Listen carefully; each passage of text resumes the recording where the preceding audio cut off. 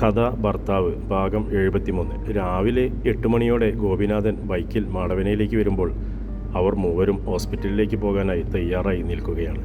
ഗോപിനാഥൻ വന്ന് ബൈക്ക് സ്റ്റാൻഡിൽ വെച്ച സമയത്തിനുള്ളിൽ തന്നെ സജിത്ത് കാറുമായി അവിടേക്ക് എത്തിച്ചേർന്നു.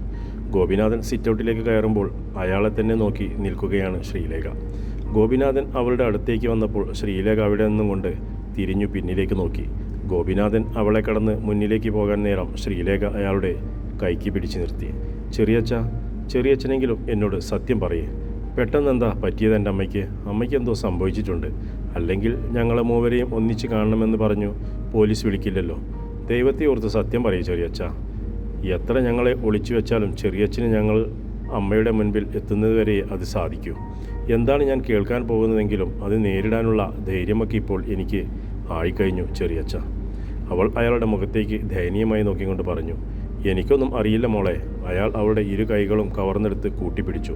ചെറിയച്ഛന് എന്തെങ്കിലും അറിയാമായിരുന്നെങ്കിൽ നിന്നോട് ഞാനത് ഒളിച്ചു വയ്ക്കുമായിരുന്നടി. നീ വിളിച്ചു പറയുമ്പോഴല്ലേ രാത്രിയിൽ ഞാൻ ഇക്കാര്യം അറിയുന്നത് തന്നെ. സുഖുവേട്ടനെ വിളിച്ചന്വേഷിച്ചില്ലേ ചെറിയച്ഛൻ? സുഖുവേട്ടന് അറിയാതിരിക്കില്ലല്ലോ യഥാർത്ഥ്യം. ഇല്ലടി, നിനക്കെന്താ എന്നെ വിശ്വാസമില്ലാത്തതുപോലെ? നമ്മളെന്തിനാ അവനെ വിളിക്കുന്നത്?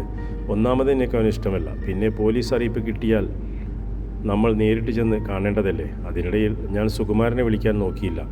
എനിക്ക് ചെറിയച്ഛനെ വിശ്വാസമില്ലായിട്ടല്ല ചെറിയച്ഛ. അമ്മയ്ക്ക് അസുഖമൊക്കെ ഭേദമായി വന്നുകൊണ്ടിരിക്കുകയാണല്ലോ. അതിനിടയിൽ പെട്ടെന്ന് ഞങ്ങളെ കാണണമെന്ന് പറയുമ്പോൾ മറ്റെന്തോ ഞാൻ കരുതുക. അസുഖം ഭേദമായതോടെ ഇനി റിമാൻഡ് ചെയ്ത് ജയിലിലേക്ക് കൊണ്ടുപോകില്ലേ ഏട്ടത്തിയെ? അതിനു മുമ്പ് നിങ്ങളെ ഒന്ന് കാണണമെന്ന് പോലീസുകാരോട് ആവശ്യപ്പെട്ടതാകാനും മതിയല്ലോ. ജയിലിലേക്ക് കൊണ്ടുപോയി കഴിഞ്ഞാൽ എപ്പോഴും പോയി കാണാൻ പറ്റില്ലല്ലോ മോളെ. അയാളുടെ ആ വാക്കുകളിൽ അവൾക്കൊരു വിശ്വാസമൊക്കെ വന്ന് തുടങ്ങിയിരുന്നു. സുകുമാരേട്ടൻ ഇങ്ങോട്ട് വരുമോ ചെറിയച്ഛ? അതോ നമ്മൾ അങ്ങോട്ട് ചെല്ലാൻ പറഞ്ഞോ? അവരുടെ അടുത്തേക്ക് വന്ന് സജിത്ത് ചോദിച്ചു. അവൻ ഇങ്ങോട്ട് വരുമായിരുന്നെങ്കിൽ വിളിച്ചു പറയാമായിരുന്നല്ലോ. അവൻ ഹോസ്പിറ്റലിൽ കയറിയിട്ടുണ്ടാവും. ഡ്യൂട്ടിക്ക് പോവുക. അതോ ഇനി ഇന്ന് ലീവാണോ? ഞാനൊന്ന് വിളിച്ചു നോക്കട്ടെ. സജിത്ത് ഫോണെടുത്തു. നിൻ്റെ കയ്യിൽ അവൻ്റെ നമ്പറുണ്ടോ മോനെ? ഗോപിനാഥൻ തിരക്കി. ഞാൻ അന്ന് ഇവിടെ വെച്ചു വാങ്ങിച്ചിരുന്നു. ഫോണിലുണ്ട്. സജിത്ത് പുറത്തേക്കിറങ്ങി നിന്ന് ഫോൺ വിളിച്ച് സുകുമാരനുമായി സംസാരിച്ച ശേഷം അകത്തേക്ക് വന്നു. സുകുമാരേട്ടൻ വീട്ടിൽ നിന്നിറങ്ങാൻ പോണു. നമ്മളോട് വിട്ടോളാൻ പറഞ്ഞു. ശ്രീലേഖ ചെന്ന് സുനിതയെയും ശ്രീകുട്ടനെയും കൂട്ടിക്കൊണ്ടുവന്ന ശേഷം വാതിൽ പൂട്ടി വെളിയിലിറങ്ങി. സജിത്തിൻ്റെ കാറിലാണ് അവർ യാത്ര തിരിച്ചത്. 15 മിനിറ്റ് നേരത്തെ യാത്രയിൽ ഉടനീളം അവർ പരസ്പരം ഒന്നും ഊരിയാടിയില്ല. പുറത്തെ കാഴ്ചകളിൽ കണ്ണുകൾ മേയുന്നുണ്ടായിരുന്നെങ്കിൽ അവരുടെ എല്ലാം മനസ്സിൻ്റെ മേച്ചിൽപ്പുറം വേറെയായിരുന്നു. കാർ താലൂക്ക് ഹോസ്പിറ്റലിൻ്റെ ഗേറ്റ് കടന്ന് ഉള്ളിലേക്ക് ചെല്ലുമ്പോൾ ശ്രീലേഖയുടെ ഹൃദയം പെരുമ്പറ പോലെ മുഴങ്ങുന്നുണ്ടായിരുന്നു. 1-2 തവണ അമ്മയെ കാണാൻ ഇവിടെ വന്നിരുന്നെങ്കിലും ഇപ്പോഴും അവൾക്ക് എങ്ങോട്ട് നീങ്ങണമെന്നറിയാതെ മനസ്സ് ഉയറി നിന്നു. സജിത്ത് അവിടെ നിന്ന് സുകുമാരനെ വിളിച്ച ശേഷം അവൻ പറഞ്ഞു കൊടുത്ത ഇടത്തേക്ക് സജിത്ത് അവരെ കൂട്ടിക്കൊണ്ടുപോയി. തിരക്കൊഴിഞ്ഞ ഇടനാഴികൾ, ഇരുട്ടും വെളിച്ചവും ഇണചേരുന്ന തണുത്തുറഞ്ഞ പടവുകൾ കയറി അവർ 2ാം നിലയിലെ ഒബ്സർവേഷൻ റൂമിന് മുന്നിലേക്ക് ചെന്നു. അവിടെ പുറത്ത് ഡ്യൂട്ടിക്കുണ്ടായിരുന്ന പോലീസുകാരനോട് സംസാരിച്ചും കൊണ്ട് നിന്ന സുകുമാരൻ അവരെ കണ്ട് അടുത്തേക്ക് വന്നു. ഡോക്ടർ ഇപ്പോൾ വരും. ഡോക്ടറുടെ നിർദ്ദേശപ്രകാരം മാത്രമേ അകത്തേക്ക് കയറാൻ പറ്റൂ. ഗോപിനാഥനെ നോക്കി സുകുമാരൻ പറഞ്ഞു. 5 മിനിറ്റ് സമയം അവർ അവിടെ നിന്നപ്പോഴേക്കും ഉള്ളിൽ നിലവരയിട്ട ചില്ലുവാതിൽ തുറന്ന് ഒരു നേഴ്സ് പുറത്തേക്ക് വന്നു. അവർ എല്ലാവരെയും ഒന്ന് നോക്കിയ ശേഷം സുകുമാരൻ്റെ അടുത്തേക്ക് ചെന്നു. അവർക്ക് അവനെ പരിചയമുണ്ടായിരുന്നു. മക്കൾ ആരാണെന്ന് വെച്ചാൽ അകത്തേക്ക് വരിക. മക്കൾ മാത്രം, അവർ സുകുമാരനോട് പറഞ്ഞു. നിങ്ങൾ 3 പേരും കയറിക്കോ. അവർ ഇറങ്ങിയിട്ട് ഗോപിച്ചേട്ടന് കയറി കാണാം. സുകുമാരൻ അവരെ കൂട്ടിക്കൊണ്ട് ചെന്ന് വാതിൽ തുറന്നു കൊടുത്തു. തണുത്തുറഞ്ഞ ഒരു മല തുളച്ച് അകത്തേക്ക് കയറും പോലെയാണ് ശ്രീലേഖയ്ക്ക് തോന്നിയത്. ഇരുവശവും ഒഴിഞ്ഞ ബെഡുകൾ, അതിനു മധ്യേ 1-2 പേർക്ക് നടന്നു നീങ്ങാവുന്ന വിസ്തൃതിയുള്ള വഴി. പുറത്തേക്ക് വന്ന സിസ്റ്റർ അവരെ 3 വശവും പച്ചനിറമുള്ള കർട്ടൻ കൊണ്ട് മറച്ച ബെഡിനരികിലേക്ക് കൂട്ടിക്കൊണ്ടു ചെന്നു. സരോജിനി അമ്മയുടെ ബോഡി വളരെ വീക്കാണെന്ന കാര്യം അറിഞ്ഞിട്ടുണ്ടാവുമല്ലോ. അവർക്ക് സങ്കടം കൊടുക്കുന്ന ഒരു കാര്യവും സംസാരിക്കാതിരിക്കാൻ ശ്രദ്ധിക്കുക. നിങ്ങൾ സന്തോഷവാന്മാർ ആണെന്ന് അവർക്ക് തോന്നണം. അല്ലാതെ ഈ അവസ്ഥയിൽ അവരുടെ മനസ്സിനെ കൂടുതൽ ഉലച്ചു കളയും പോലെ അമ്മയ്ക്ക് മുന്നിൽ നിന്ന് കണ്ണീർ ഒഴുക്കരുത്. കയറിച്ചെല്ല്. അവർ ഒരു വശത്ത് കർട്ടൻ പൂർണ്ണമായും മാറ്റിക്കൊടുത്തു. അവർക്ക് കൂടി അവിടെ എന്താണ് നടക്കുന്നതെന്ന് അറിയേണ്ടതുണ്ടായിരുന്നു.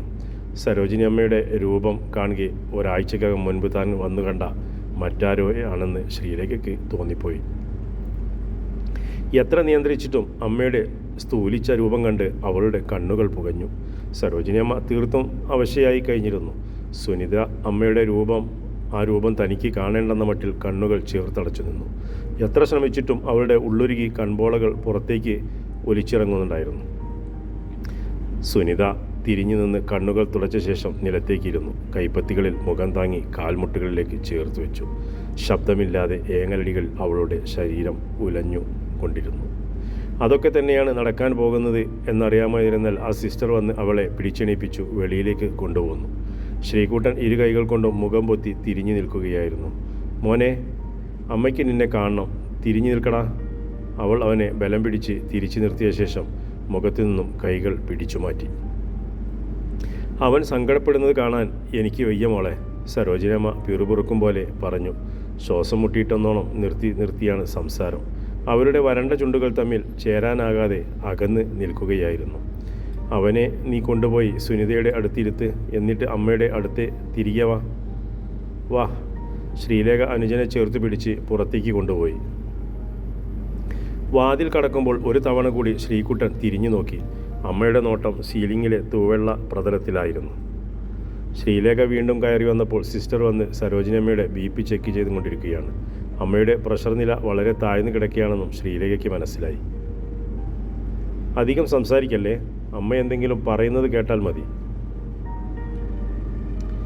സിസ്റ്റർ അവൾക്ക് നിർദ്ദേശം കൊടുത്ത ശേഷം ഒരു ബെഡിനപ്പുറമുള്ള തൻ്റെ സീറ്റിലേക്ക് പോയി.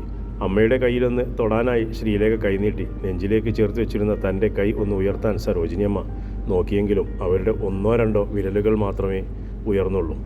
അമ്മയുടെ കണ്ണുകളിൽ ചെറിയൊരു നനവ് മാത്രം അവൾക്ക് കാണാൻ കഴിഞ്ഞു. കണ്ണീരിൻ്റെ ശേഷിപ്പുകളൊന്നും ഇനി അമ്മയുടെ കണ്ണുകളിൽ ബാക്കിയുണ്ടാകില്ല. അതിനാലാണ് കണ്ണുകൾ തുളുമ്പാതെ നിൽക്കുന്നത്. അമ്മയോട് വെറുപ്പുണ്ടോ മോളെ നിനക്ക്? അമ്മയ്ക്കറിയാം അതേ കാണൂ എൻ്റെ മോൾക്ക് എന്നോടെന്ന്. എന്നാലും എൻ്റെ മോൾ അമ്മയോട് പുറത്തു തന്നേക്കണടിയെ. ഞാൻ നിൻ്റെ പെറ്റമ്മയായി പോയില്ല മോളെ. അമ്മയ്ക്ക് പറ്റിയൊരു തെറ്റാ എൻ്റെ പൊന്നുമോളെ കൊണ്ട് വന്ന് ഇവിടെ നിർത്തിയേക്കുന്നത്. അതിനൊരു ക്ഷമ എൻ്റെ പൊന്നുമോളുടെ കാലിൽ വീണ് ചോദിക്കാൻ പോലും ആകാത്ത നിലയിലേക്ക് ദൈവം എന്നെ വലിച്ചിട്ട് കളഞ്ഞല്ലോ. ഒന്ന് നിർത്തിയ ശേഷം സരോജിനിയമ്മ 2-3 ആവർത്തി ശ്വാസം വലിച്ചു വിട്ടു. പക്ഷേ ആ കുറുകൽ പോലൊരു ഒച്ചയെ അവരുടെ വായിൽ നിന്നും പുറത്തേക്ക് വന്നുള്ളൂ. ശ്രീലേഖയ്ക്ക് അമ്മയുടെ അടുത്തേക്കിരുന്ന് അമ്മയെ വാരിയെടുത്ത് നെഞ്ചോട് ചേർത്ത് വെച്ച് തഴുകി ആശ്വസിപ്പിക്കണമെന്നുണ്ടായിരുന്നു. പക്ഷേ തുടരുത് എന്ന കർശന നിർദ്ദേശമുള്ളതിനാൽ കൈയൊന്ന് നീട്ടാൻ പോലും ആകുന്നില്ല. അമ്മ പറയുന്നത് എൻ്റെ പൊന്നുമോളൊന്ന് കേട്ടോണം. ഇനി ഒരിക്കലും അമ്മയ്ക്ക് ചിലപ്പോൾ ഇത് എൻ്റെ മോളോട് പറയാൻ പറ്റിയെന്ന് വരില്ല. അവരുടെ വലതു കൈ നെഞ്ചിൽ നിന്നിറന്ന് ബെഡിൻ്റെ ഒരു വശത്തേക്ക് വീണു.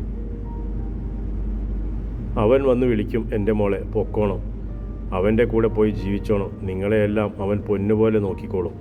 എൻ്റെ മോൾ അമ്മയ്ക്ക് വാക്ക് തരണേ.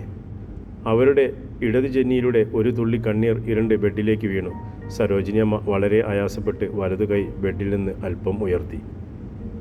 സുകുമാരനല്ല എൻ്റെ മോളെ ചതിച്ചത്, ഈ അമ്മയാ, നിൻ്റെ പെറ്റമ്മ.